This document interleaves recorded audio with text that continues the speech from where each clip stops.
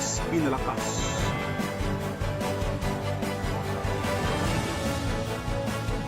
Mas pinalawak.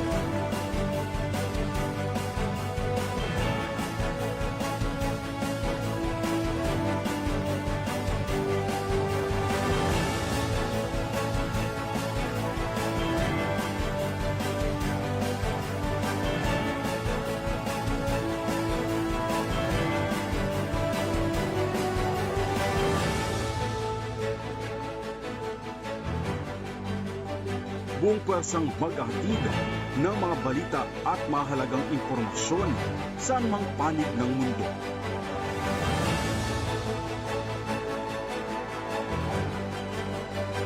EuroTV News. Sumasaludo sa bawat Pilipino.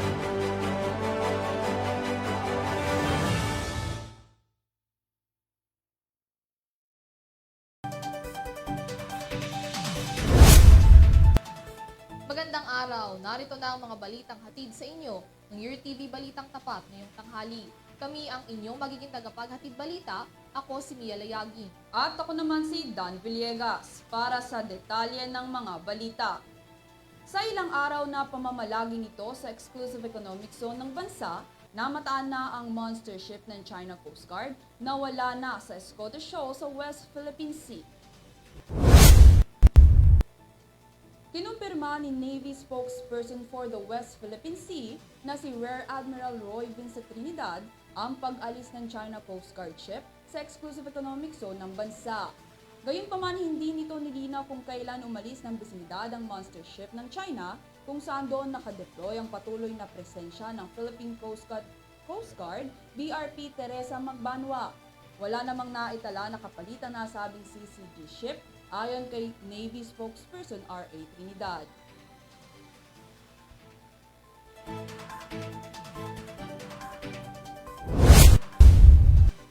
Sa kaugnay naman na balita para sa pagpapatibay ng alyansa at seguridad sa bansa, nagkaroon na ng pag-uusap ang Pilipinas at Estados Unidos patungkol sa importansya ng maritime domain awareness sa mga illegal at agresibong aktibidad na nangyayari ngayon sa bansa.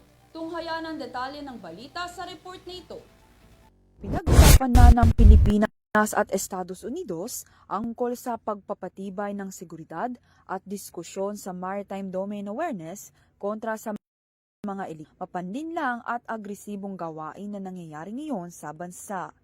Kasama sa usapin na ito sina U.S. Joint Chief of Staff, Chairman General Charles Brown, Philippines National Security Advisor Eduardo Año, Defense Secretary Gilbert Chidoro Jr. at Armed Forces Chief General Romeo Browner Jr. Ayon sa U.S. Joint Chief of Staff Public Affairs Office, ang naging pag-uusap ng mga ito ay para rin sa pagpapalakas ng alyansa sa dalawang bansa. Nagkaroon din ng 4 na opisyal na mga pagsusuri sa mga kasalukuyang nangyayaring sitwasyon sa bansa, lalo na pagdating sa seguridad at mga mararahas na pangyayari sa Ayungin Shoal. Ang Pilipinas at US ay matagal nang naninindigan sa peace and security sa Indo-Pacific na umabot na sa 70 taon. Para sa EuroTV News, Dan Villegas sumasaludo sa bawat Pilipino. 5 senior officials ng Department of Education na DepEd ang nagsumite na ng kanilang pagbibitiw sa pwesto para bigyan naman ng pagkakataon ang bagong kalihim ng ahensya na makapili ng sariling tungkil. Isiniwalat ni incoming DepEd Secretary Juan Edgardo Angara ang resignation ng mga nasabing opisyal nitong Martes, 3 araw na lamang bago ang kanyang pag-upo sa naturang posisyon sa Biyernes at na nire-respeto niya ang desisyon ng mga ito. Kabilang sa mga opisyal na bumaba na sa pwesto, sina Chief of Staff at Department Spokesman Undersecretary Michael Wesley Powa, Undersecretary for Administration Nolasco Mempin, Assistant Secretary for the Office of the Secretary Sunshine Fajarda, Assistant Secretary for Procurement Reynold Monsayak, at Assistant Secretary for Administration Noel Baluyan. Ayon kay Powa, epektibo ang kanilang resignation sa ika-19 ng Hulyo, Biyernes, sa mismong araw ng opisyal na pagbibitiw ni Vice President Sara Duterte bilang kalihim ng DepEd. Matatandaan na nauna ng hinikayat ng Alliance of Concerned Teachers si Angara na bumuo ng bagong team kasunod ng mga pagbibitiw mga opisyal na kayang tugunan ng mga isyong may kinalaman sa sektor ng edukasyon.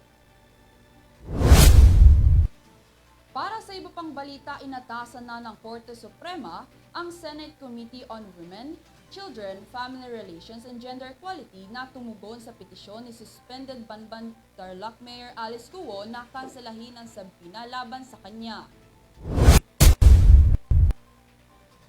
Sa naturang petisyon, humiling ang alkalde sa Korte Suprema na makansela ang sabina mula sa nasabing Senate Committee para hindi na siya imbitahin bilang resource person sa mga pagdinig kaugnay ng kontrobersyal na Pogo Hub na nabuking sa kanyang bayan. Dagdag ni Guo na lagay sa kapahamakan ang kanyang buhay, kalayaan at kaligtasan, makaraang maisiwalat ang kanyang mga personal na impormasyon dahil sa pagpulong ng naturang pagdinig sa Senado. Sa full court session nitong Martes, binigyan ng korte ang nasabing komite ng 10 non-extendable days para tumugon sa naging petisyon nito. Sa pagpasok naman ng panahon ng tag-ulan noong buwan ng Hunyo, malaki ang naitalang pagtaas sa bilang ng kaso ng dengue sa bansa na pumalo sa mahigit 8,000. Narito ang detalye ng balita. Napagtala ang Department of Health ng malakihang pagtaas sa kaso ng sakit na dengue sa bansa na batay sa pinakahuling datos noong 16 hanggang 29 ng Hunyo, pumatak ito sa 8,213 na kaso. Sa talang ito ng DOH, 30% ang naging pagtaas nito mula sa mahigit 6,000 kaso noong May 19 hanggang June 1 na siyang opisyal na pagsisimula ng panahon ng tag-ulan. Ayon sa ahensya, posible pang may pagbabago sa bilang na ito lalo pa at may mga late reports ng naturang sakit. Sa first half ng 2024, may kabuuang 90,119 dengue cases ang naitala kung saan 233 sa mga ito ang naiulat na nasawi mula sa sakit. 19% ito na mas mataas kumpara sa mahigit 75,000 na naitalang kaso sa kaparehong panahon noong 2023. Sa kasalukuyan, 7 rehiyon ang nakitaan ng pagtaas sa kaso ng dengue sa nakalipas na 6 na linggo bago ang June 29, kabilang na ang Mimaropa, Cagayan Valley, Western Visayas, Ilocos Region, Central Luzon, Calabarzon at National Capital Region. Kasunod ng pagtaas na ito sa kaso ng naturang sakit sa bansa, muling nagpaalala ang DOH sa pagtalima sa mga kaukulang hakbangin upang maiwasan ang sakit, partikular na ang 4S strategy. Hinihikayat ang publiko na alisin ang mga stagnant water, gumamit ng insect repellent, pagsusuot ng mahabang damit, pagkonsulta sa doktor sakaling makaranas ng sintomas at suportahan ang fogging activity sa mga local hotspots o breeding sites ng mga lamok na may dalang dengue. Para sa EuroTV News, Mia Layagin sumasaludo sa bawat Pilipino. Manatiling nakatutok, magbabalik ang balitang tapat makalipas ang ilang sandali.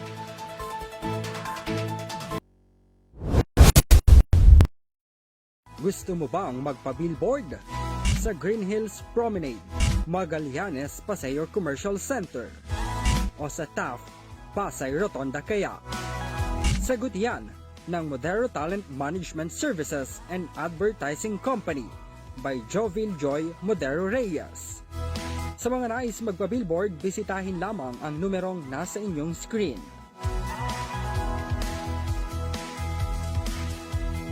Tatak Modero, Alagang Modero. Gusto mo bang magpa-billboard?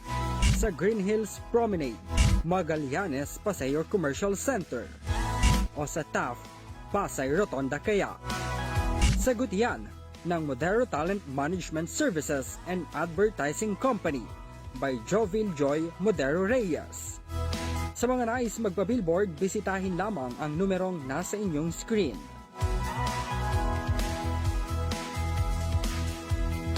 Tatak Modero, Alagang Modero.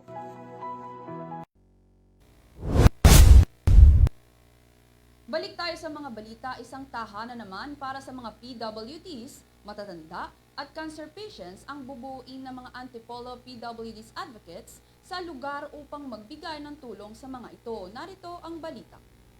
Magtatayo ng isang tuluyan ang mga advocates ng mga karapatang pantao ng PWDs para sa mga matatanda, persons with disabilities at mga cancer patients sa Antipolo City. Ayon sa Antipolo-based cooperative para sa mga PWDs, na si L. Joy Lagan, ang magiging tahanan na ito ay naglalayong magbigay tulong sa mga iniwan at pinabayaan ng mga miyembro ng pamilya sa kanilang lungsod. Pinangalanan ng haven na ito na PWD Home Antipolo na magtatagpuan sa Buliran Road, Barangay San Isidro sa Antipolo City. Samantala, ilang non-governmental organizations at mga co-advocates ay una nang nagbahagi ng kanilang tulong para sa proyekto na nakatakdang itayo sa 500 metrong kwadradong lote sa loob ng Duque Homes na donasyon ni Nancy at Angel Duque ng NCD Integrated Scope Incorporated. Gayunpaman, hinihingi pa rin sila ng tulong sa publiko sa mga maaaring magbigay ng donasyon na makatutulong sa mga PWDs. Para sa UTV News, Dan Villegas sumasaludo sa bawat Pilipino. Mas mabilis at mas komportable naman na pagbiyahe para sa publiko ang dala ng bagong bukas na bypass road sa Dapitan City, Zamboanga del Norte. Ang 1.5 kilometers concrete road na may line ditching na 1.9 kilometers sa Barangay Maria Cristina ay nagsisilbing alternatibong ruta papasok at palabas ng nasabing barangay na pinababa rin ang travel time sa 15 hanggang 20 minuto na lamang. Ayon sa Department of Public Works and Highways o DPWH, makatutulong din ang nasabing bypass road sa pagpapalago ng ekonomiya sa lokalidad dahil mas pinadadali at pinabibilis nito ang transportasyon o pagbabiyahe sa mga agrikultural na produkto patungo sa mga pamilihan. Saklaw ang bypass road ng 47 million pesos project na pinamunuan ng ahensya kung saan kabilang din ang 482 square meter na slope protection, barrel box culverts at pagkakabit ng guard rails bilang isang safety feature.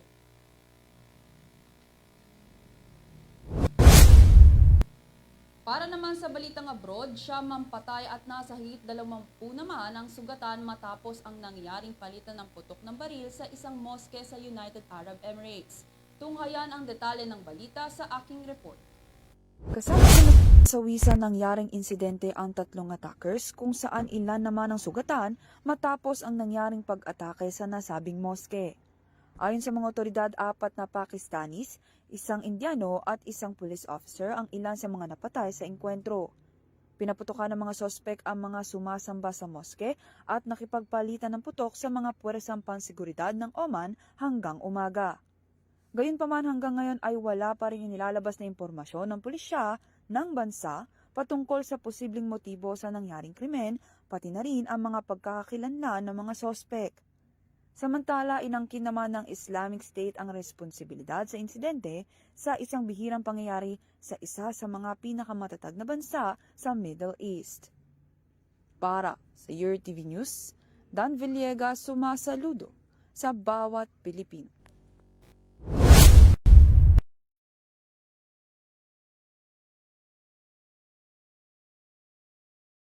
Tunayan ng gymnastic rising star na si Eliza Yulo makaraang humakot ng panalo sa Palarong Pambansa 2024. Patunay na nananalaytay sa kanilang dugo, hindi lamang ang pagiging atleta, kundi ang pagiging isang kampyon. Kilalanin pa ang panibagong Yulo na dodomina sa larangan ng gymnastics sa balitang sports na ito. Isa pang Yulo ang siguradong aabangan taas ng entablado matapos ang pagsisimulang gumawa ng pangalan sa larangan ng gymnastics ni Eliza Yulo, ang nakababatang kapatid ni world champion at Olympian Carlos Yulo. Si Iza, na bunso sa magkakapatid na Yulo, ay tagumpay na naselyuhan ng gintong medalya at itinanghal na kampyon sa iba't ibang gymnastics events sa ginanap na Palarong Pambansa 2024 sa Cebu. Nakamit ni Yulo ang gintong medalya sa 3 apparatus event, kabilang na ang uneven bars, balance beam at floor exercise. Nakapagtala ang atleta ng score na 9.850 sa uneven bars, 12.050 points mula sa balance beam habang 10.900 naman sa floor exercise. Bukod pa ito sa isang pilak na medalya sa vault event matapos ang score na 11.650. Si Yulo rin ang itinanghal na unang pwesto sa individual all-around at isa sa mga nagdala sa National Capital Region patungo sa overall championship mula sa naturang palaro. Makaraan ang kanyang magandang performance sa palarong pambansa, nagpahayag din ng atleta ng kanyang kagustuhan na makaabot sa Olympics kagaya ng kanyang kuya na si Carlos. Bukod sa kapatid na si Carlos, nakapagsimula na rin gumawa ng pangalan sa larangan ng gymnastics ang isa pang kuya ni Iza na si Eldrew na matatandaang nagkamit ng 7 gintong medalya noong palarong pambansa 2023 at patuloy na sumusungkit ng panalo sa mga international sports competitions. Para sa EuroTV News, Mia Layagin sumasaludo sa bawat Pilipino.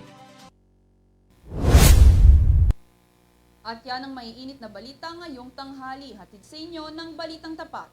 Para sa mga karagdagang impormasyon, bisitahin lamang ang aming official website, eurotvph.co. Maaari nyo na rin mapanood ang Balitang Tapat at ang iba pang mga programa ng EuroTV News sa Pinoy Extreme Channel.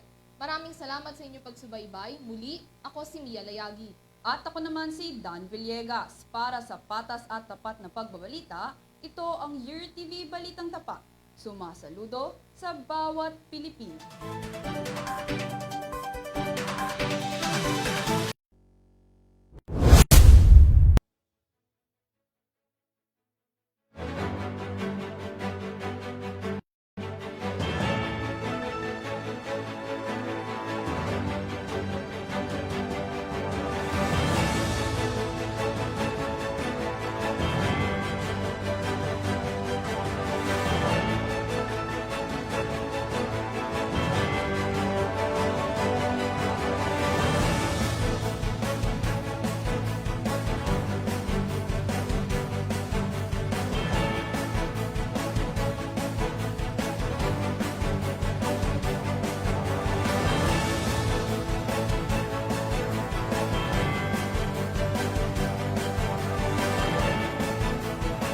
Mas pinalakas,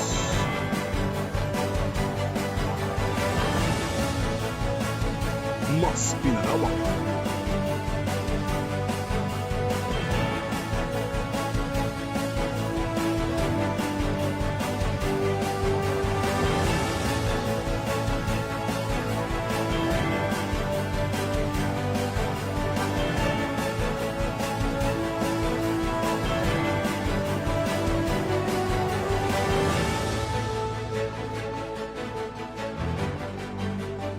buong pwersang mag-ahatid ng mga balita at mahalagang impormasyon saan mang panig ng mundo.